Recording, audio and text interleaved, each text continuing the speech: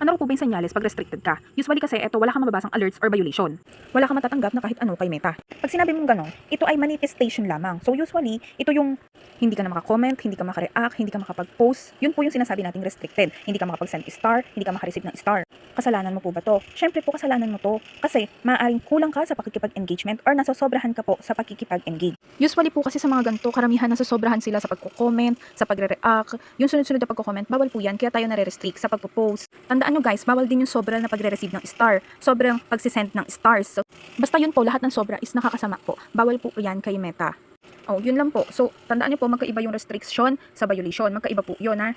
Pag po restricted, temporary lang yun. Hindi katulad ng alerts and violations na maaari kang maban. Ang restriction ay paalala lamang. Kaya guys, kung ako sa inyo, nandun lang tayo dapat sa tamang pakikipag-engage. Hindi tayo pwedeng sobra, hindi rin tayo pwedeng magkulang. So, ayun lang po ang tip for the day natin ngayon. And don't forget to follow and share at nag-iiwan ng bakas. Yun ang tamang pakikipag-engage. Oh, thank you guys. Sana may natutunan kayo.